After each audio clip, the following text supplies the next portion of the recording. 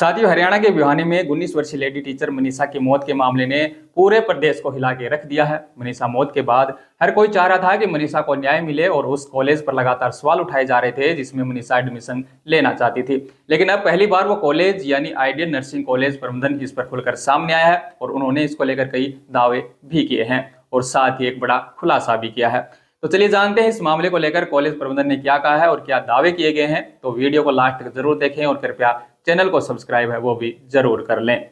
तो साथियों, कॉलेज प्रबंधन का पहला दावा है कि 11 अगस्त को मनीषा या कोई अन्य लड़की उनके कॉलेज में एडमिशन इंक्वायरी के लिए आई ही नहीं थी। उनका कहना है कि कॉलेज में दोपहर 1 बजे छुट्टी हो जाती है और दोपहर करीब 2 बजे तक स्टाफ भी निकल जाता है, जबकि सीसीटीवी फुटेज में मनीषा 1:58 पर बाहर की दुकानों में दिखाई दी थी, यानी कॉलेज का समय खत्म होने के बाद। वहीं दूसरे दावे में कहा कि उनके यहाँ सीधे एडमिशन होते ही नहीं, नर्सिंग कॉलेज में दाखिला केवल रोहतक पीजीआई की प्रवेश परीक्षा के जरिए होता है, इसलिए यह कहना गलत है कि मनीषा एडमिशन पूछताछ के लिए कॉलेज आई थी। वहीं तीसरे दावे के अनुसार 11 अगस्त की रात करीब 8 बजे पुलिस कॉलेज पहुंची थी, लेकिन तब तक कॉलेज वो बंद हो चुका था। सुरक्षा गार्ड ने पुलिस को कहा कि सुबह आकर चेक करवा सकते हैं। पुलिस और मनीषा के परिजन भी मानकर लौट गए।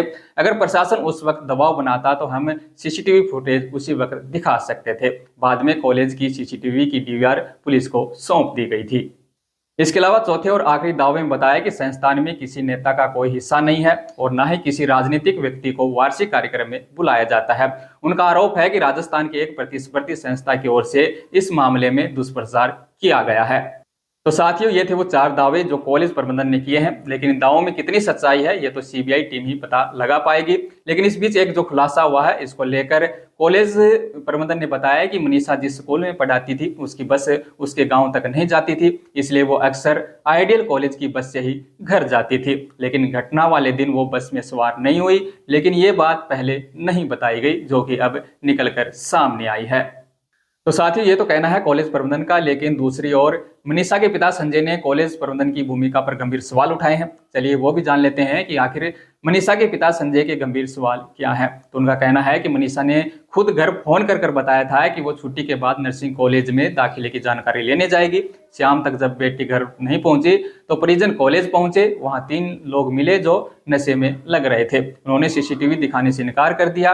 यही कारण है कि परिजन कॉलेज पर संदेह जता रहे हैं। साथियों, मनीषा की मौत के बाद से परिजन लगातार कॉलेज की भूमिका की जांच की मांग कर रहे थे। हालांकि अब कॉलेज प्रबंधन सामने आकर कह रहा है कि वो हर स्तर पर पुलिस जांच में सहयोग कर रहा है और सच सामने लाने के लिए वो भी सीबीआई जांच चाहता है। फिलहाल कॉलेज के बाहर भारी पुलिस बल है वो तैनात है और बिना अनुमति किसी को अंदर जाने की इजाजत नहीं है। इस पूरे मामले में हर किसी की नजर अब जांच एजेंसियों पर है कि आखिर इस रहस्यमयी मौत के पीछे सच्चाई क्या है। अब सबसे बड़ा सवाल यह है कि क्या वाकई कॉलेज प्रबंधन के दावे सच हैं या परिजनों के शक के पीछे कोई ठोस वजह है। मनीषा की मौत का असली राज सीबीआई जांच के बाद ही सामने आएगा। इसके अलावा इस मामले को लेकर आपका क्या कहना है, कृपया कमेंट बॉक्स में अपनी राय वो जरूर लिखें और इस मामले से जुड़ी तमाम बड़ी खबरें देखने के लिए जुड़े रहिए आपके अपने चैनल राजस्थान चौपाल के साथ।